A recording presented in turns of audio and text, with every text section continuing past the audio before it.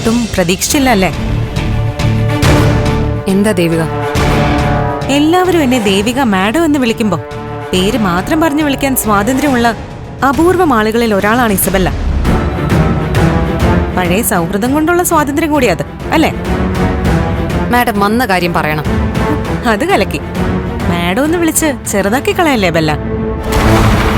അല്ല, ഒന്നുമില്ലെങ്കിൽ ഒരു MLA ഇവിടെ വരെ വന്നിട്ട് ഇങ്ങനെ പടിക്ക് പുറത്തു നിർത്തി സംസാരിക്കണോ? ഓ സോറി, MLA മാഡം വന്നാട്ടെ.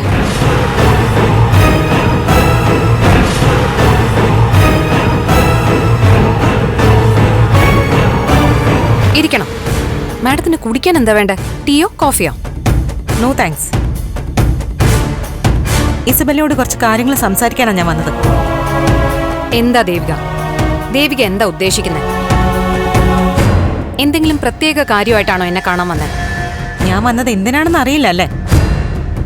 ദേവിക, സത്യമായിട്ട് ഞാൻ പറയാ, നന്ദനെ കുറിച്ച് എനിക്ക് ഒന്നും അറിഞ്ഞൂടാ. നന്ദനെ കാണാതായതില് ദേവികയെ പോലെ തന്നെ എനിക്ക് നല്ല വിഷമമുണ്ട്.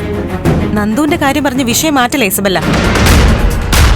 നമ്മൾ തമ്മിൽ പല കാര്യങ്ങളിലും അഭിപ്രായ വ്യത്യാസമുണ്ട്.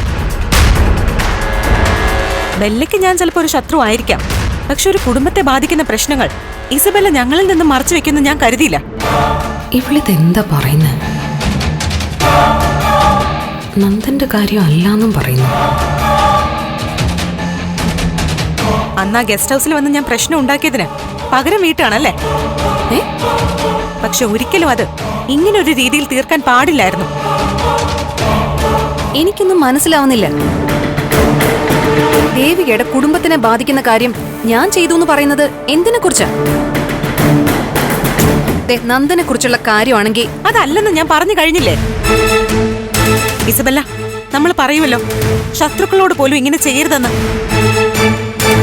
ഞാനും അത്രേ പറയുന്നുള്ളൂ. എന്നോടും എന്റെ കുടുംബത്തോടും ഈ രീതിയിൽ പെരുമാറാൻ പാടില്ലായിരുന്നു. അല്ലെങ്കിൽ പോട്ടെ, പക എന്നോട് തീർത്തോ? പാവം ശാരിക എന്തിനാ ദ്രോഹിക്കാൻ പോയത്? നിന്റെ അനിയത്തി ശാരികയെ കുറിച്ചാണോ പറയുന്നത്?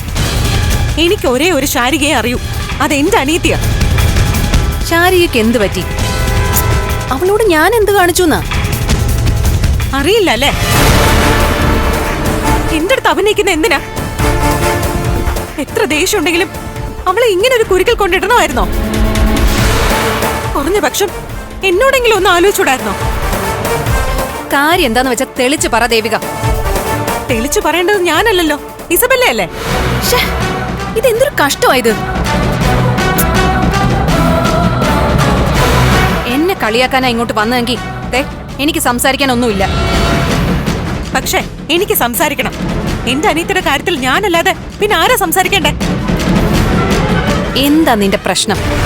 അവൾ ഇങ്ങനെ ഒരു പ്രണയത്തിൽ ചെന്ന് ചാടിയിട്ടും ആ കാര്യം എന്തുകൊണ്ടാ ഇസബെല്ല എന്നോട് സൂചിപ്പിക്കാതിരുന്നേ? അതുകൊള്ളാം. നിന്റെ അനിയത്തി ഏതോ പ്രണയത്തിൽ ചെന്ന് പെട്ടതിന് ഞാൻ എന്ത് ചെയ്യാനാ? ഇടി, നിന്റെ അനിയത്തി ഞാനും തമ്മിൽ എന്താ ബന്ധം?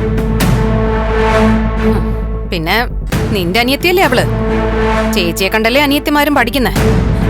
ഞാൻ വിഷമിച്ച് നിൽക്കുമ്പോ നീ ഇങ്ങനെ കുത്തുവാക്കുകൾ പറയല്ലേ ഇസബെല്ല? എന്തായാലും ശരി, അവൾ ഇങ്ങനെ ഒരാളെയാണ് പ്രേമിക്കുന്നതെങ്കിലും നീ എന്നോട് പറയണമായിരുന്നു. എങ്ങനെ ഒരാളെ പ്രേമിക്കുന്നെന്ന്? അവൾ ആരെയാ പ്രേമിക്കുന്നെന്ന് ഞാൻ എങ്ങനെ അറിയാനാ? നീ വീണ്ടും ഉരുണ്ട് കളിക്കുന്നോ? നിന്റെ ഏറ്റവും അടുത്ത ആളെയാണ് ശാരിക പ്രണയിക്കുന്നതെന്ന് നിനക്ക് വ്യക്തമായിട്ട് അറിയാം. എന്നിട്ട് ഒന്നും അറിയാത്ത പോലെ അഭിനയിക്കുന്നു. കൊള്ളാം ഇസബെല്ല, കൊള്ളാം. ദേവിക, ആരെയാ നിന്റെ അനിയത്തി പ്രേമിക്കുന്നെ? കെവിനെ.